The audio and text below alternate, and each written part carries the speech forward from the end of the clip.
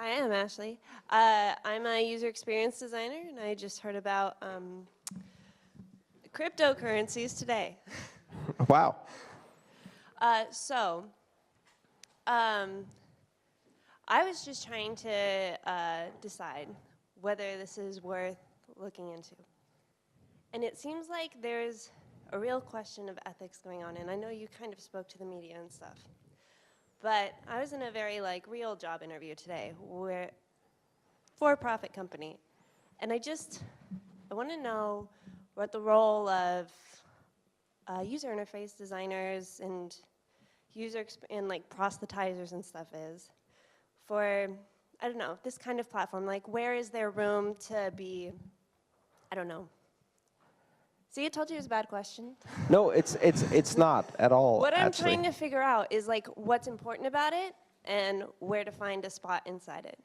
You know? I did a presentation which you can Google at the IDEO Lab in San Francisco. It was actually, the IDEO Lab is the company from San Francisco. I did this at Harvard University as part of a workshop between IDEO and Harvard. And they were doing a workshop on design fundamentals and a hackathon. And they had all these young designers to come and do design for Bitcoin. And I did a presentation which basically was an hour of me telling them everything that sucks about Bitcoin design. And the really interesting thing about Bitcoin is that if you look at it simply as a computer technology, you're missing the point. Bitcoin is probably the 5th change in a technology that is the most ancient technology we have as a human species, and that's the technology of money. So it's like barter, precious metals, fiat pieces of paper, credit cards, Bitcoin. So when one of the elements of design is taking something that is new and creating metaphors, visual metaphors, linguistic metaphors, ways to make something that is completely new and different accessible to people who have an existing paradigm in their head, and helping them understand it through metaphors by setting up expectations of behavior. So if we call it Bitcoin, what does that mean? What do you expect it to behave like? If you say this is a wallet, what do you expect it to behave like? So for a user interface designer, nothing is better than taking a really, really strange, disruptive technology that affects the most important technology we use in society, money, and changes it in a way that it hasn't changed more than 5 times in more than 2 million years, and taking that technology and trying to explain it to people through design. And the good news is, the attempts we've made to explain it through design are laughably bad. So let's take Bitcoin, the name, right? What do you call the most abstract form of money ever created? Well, let's call it a coin, which is the most physical money ever created. Well, that's not a good idea. How about we put the prefix bit in front, which in some languages means small, because that's what you want to associate with money, and in other languages means I'm a geek. That should alienate anybody over 40. Now let's take the main user interface that everyone will interact with. It's a collection of keys. Let's not call it a keychain, let's call it a wallet. Because the one thing you can do with a keychain is make a copy of it. If you have a key to your house and you make a copy of the key to your house, another person can get into your house. That makes far too much sense. Let's call it a wallet. Let's call it the thing you have in a pocket that you can't make a copy of that actually holds all your money, even though a Bitcoin wallet doesn't hold any of your money, and you can make a copy of it because all the coins are actually in the network. And it goes on and on and on and on. Bitcoin is a space plagued by design decisions made by engineers. I mean, what greater challenge could there be for a designer than to come in and fix all this mess? As far as work is concerned, the interesting thing is that this space has been generating thousands of jobs, well-paying jobs. There are over $2 billion of investment that have flowed into this space just over the last 2 years, in a time when outside of this space, the vast majority of jobs are minimum wage, unqualified, and in this space, the jobs are creative and sophisticated and highly paid. I know you said you had an interview for a real job that pays real money, and I understand that. This has been my real job, and I've been earning fake money, internet money, Bitcoin money, for just over 3 years now. And I live happily with an income paid in Bitcoin. In fact, interestingly enough, this 7-city tour involves 6 talks, which are organized by Bitcoin meetups that are helping me support my expenses, and 1 conference that is organized by Swiss banks. Who do you think paid me faster? I sent the Swiss banks the invoice, then they asked me for the SWIFT code, but my bank was closed, so I had to wait until the next day. Then I called my bank, they gave me the SWIFT code. I sent them 4 pages of instruction. They made the payment, nothing happened for 2 weeks. Then I followed up with my bank, and they told me that they can't find the payment, so they asked me to follow up with their bank.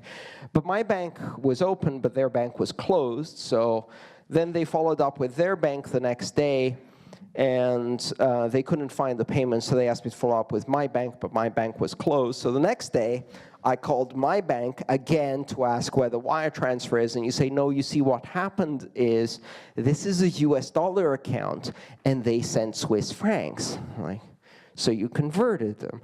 No, we can't convert them. If the wire is in Swiss francs and the destination account is US dollars, it can't go in.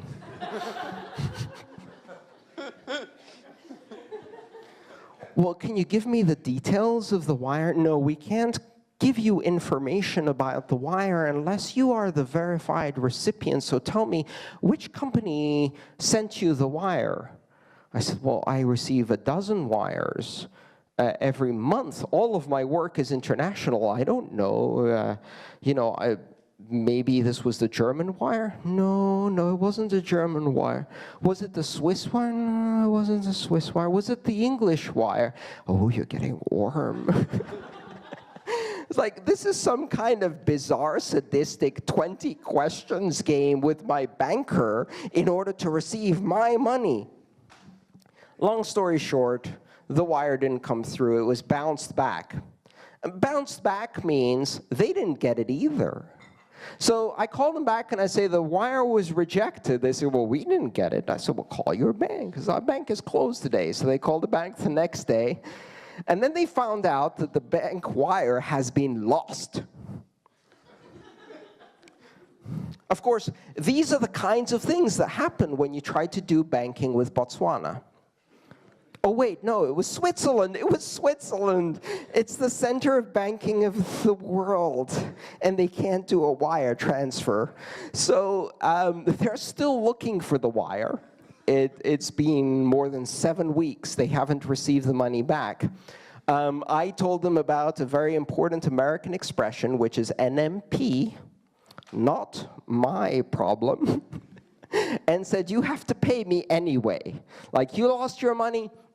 Sorry, you use the banking system. I use Bitcoin. That's why I told you to pay me in Bitcoin. So then they sent me another wire, which took only 4 days to arrive.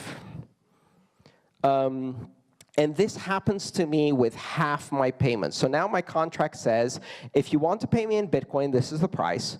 If you want to pay me in anything else, it's plus 20%. Because that's the fee.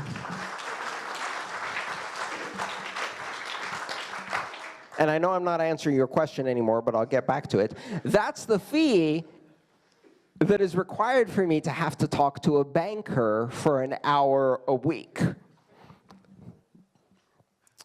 Contrast this to this experience. On Saturday afternoon, I sit down, I'm like, okay, 6 Bitcoin meetups have agreed to help me with expenses. I've shared out the costs with all of them. I'm going to send out 6 invoices to 6 Bitcoin meetups in 6 different countries, which use 3 different currencies. And I send out the emails, and I go make a sandwich, and I come back 15 minutes later, and it says, paid, paid, paid, paid, paid, paid. And the thing is, it was Saturday afternoon in the United States, and it was Saturday night in Europe. And I had just been paid Saturday night from 6 different countries and 6 different companies in 15 minutes. And 10 minutes later, that money was in my account irreversibly. So to go back to your question, one of the advantages of working in this space is that when you get paid, you get paid. And you get paid no matter where you're working in the world. And there's no such thing as, we sent you the wrong amount, we can take it back out of your account. That can't happen anymore.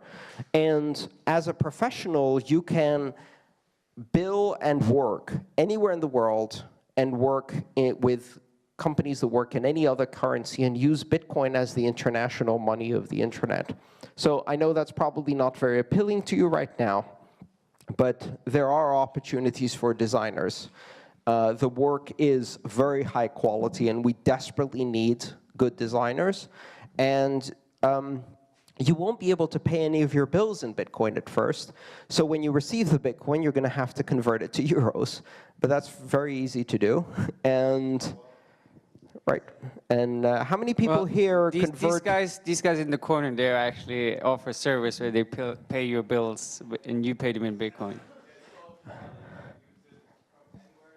So you can pay some of your bills directly in Bitcoin, but even if you can't, all of them, even if you couldn't, one of the things I do is I convert, when I receive Bitcoin, I immediately convert some of it into dollars.